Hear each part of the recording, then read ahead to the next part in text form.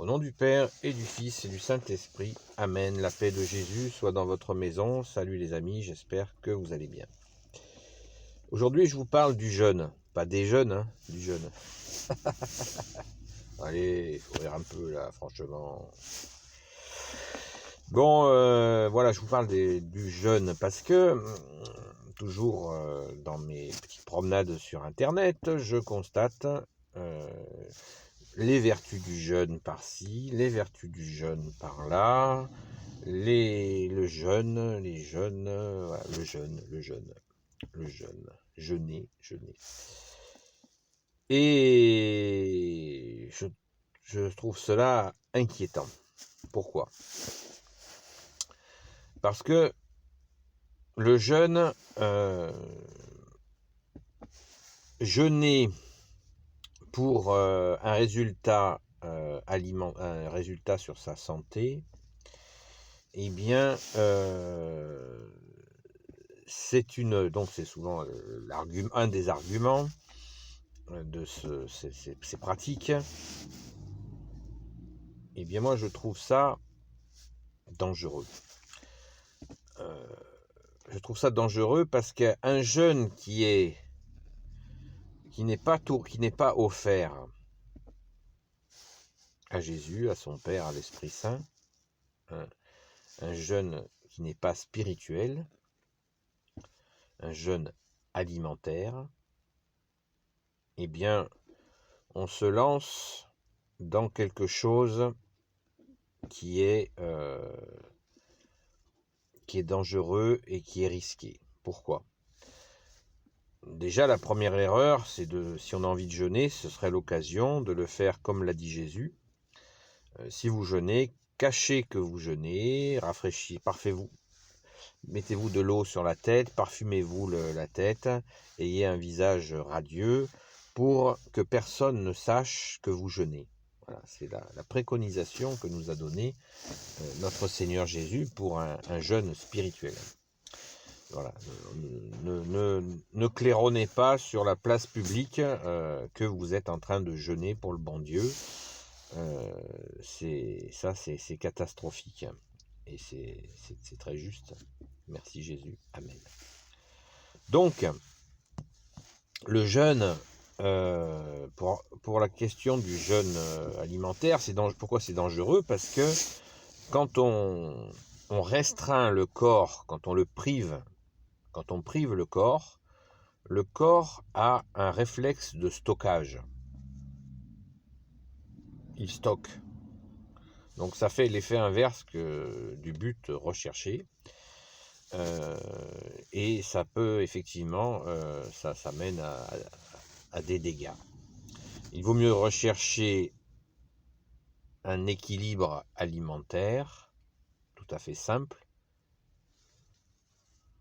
et pas délirant. Voilà, simple, dans la simplicité, qui est fruits crus, légumes crus et légumes cuits, peu de viande, du poisson,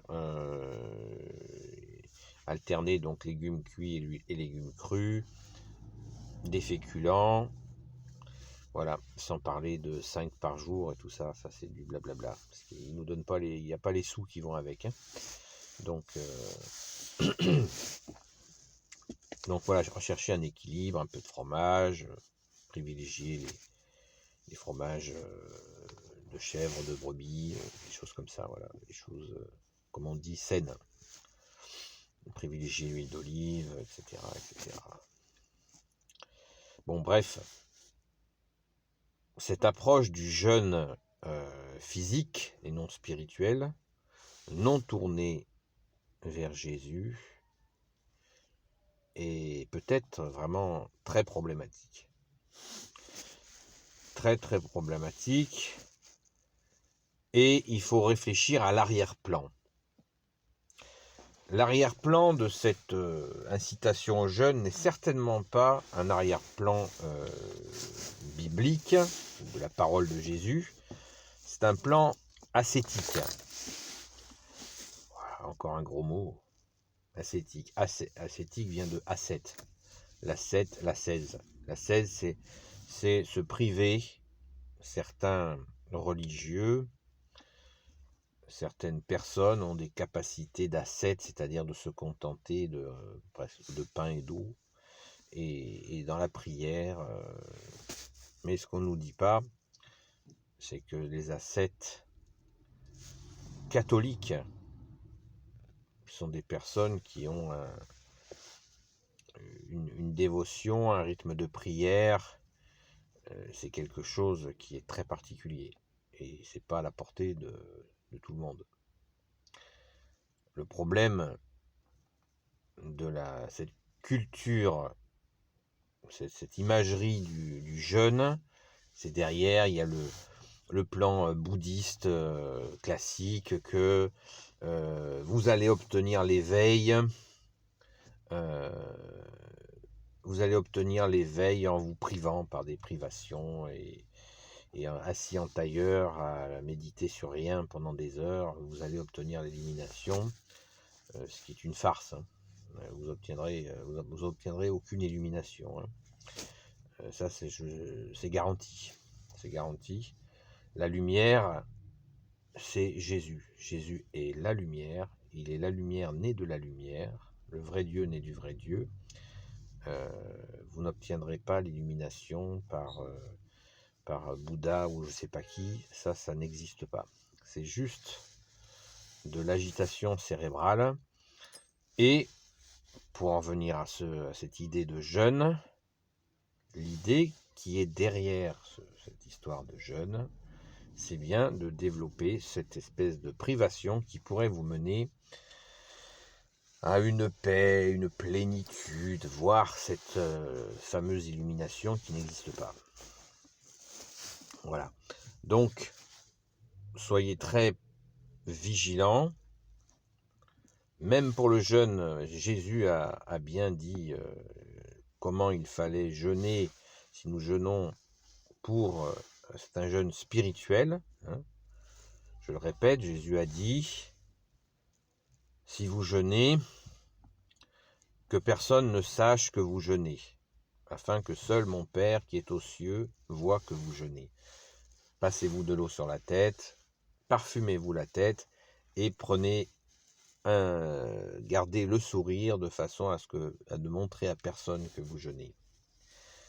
Et la Sainte Écriture, d'ailleurs, à ce titre, nous dit que le Père de Jésus, et bien sûr Jésus, puisque Jésus était là dès le commencement avec son Père et l'Esprit Saint, ne supporte pas trop les jeûnes. Les jeûnes, il les a en horreur, les offrandes, les sacrifices d'animaux, etc. à l'époque, il les a en horreur. Il veut, la demande du Père, du Fils et du Saint-Esprit, c'est que nous libérions les captifs. C'est que nous quittions nos mauvaises habitudes, que nous quittions notre méchanceté, que nous quittions nos convoitises, que nous quittions... Voilà, c'est ça, la parole dans la Sainte Bible nous exhorte à ça, de nourrir les affamés, de donner à manger à ceux qui ont faim, d'aider ceux qui n'ont pas de toit, d'aller visiter un malade, de donner à boire à celui qui a soif, d'aller visiter quelqu'un qui est en prison. Voilà ce qui plaît au bon Dieu. Et quand on dit au bon Dieu, c'est au Père, au Fils Jésus et au Saint-Esprit. Vous voyez ? Ça plaît. Ça plaît. On est certain que ces attitudes-là plaisent. Ce n'est pas les jeûnes à répétition, les mortifications, les sacrifices. Bien sûr, si nous donnons en sacrifice notre orgueil, qui nous empêche d'aimer, ça c'est un bon sacrifice aussi. Mais voilà ce qu'il plaît au bon Dieu. Ce ne sont pas donc ces formes de jeûne. Vous imaginez que ça ne doit pas être terrible, ça doit être douloureux pour Jésus de voir ses enfants dans ces pratiques qui ne servent finalement qu'à nous fixer dans notre nombril au lieu d'utiliser cette force que nous avons quand nous en avons, parce que c'est une grâce, pour faire exactement ce que je viens de vous, la liste que je viens de vous donner, pour plaire au Père, au Fils, Jésus et au Saint-Esprit, hein, la libération des captifs, etc., etc. Voilà ce qui plaît à Jésus, à son Père et à l'Esprit Saint. Donc, faisons-le et nous aurons des grâces. Demandons ce que nous souhaitons. Mais l'obsession alimentaire est encore une obsession matérielle. Le corps n'est rien, comme le dit la Sainte Écriture. Le corps n'est rien, l'esprit est tout. C'est l'esprit qui guide le corps et non pas l'inverse. Voilà. L'esprit, bien sûr, en Jésus. Jésus nous envoie l'Esprit Saint. Nous le recevons par notre saint baptême catholique. Amen, merci Jésus. Donc voilà ce qu'il faut, ce qu'il convient de mettre en œuvre à mon humble avis. Voilà, j'avais envie de vous parler de cela ce matin. Et rendons grâce si nous avons quelque chose à manger. Et essayons que ça soit bien sûr le plus équilibré possible, de façon à ce que ça ne soit pas obsessionnel. On peut bien sûr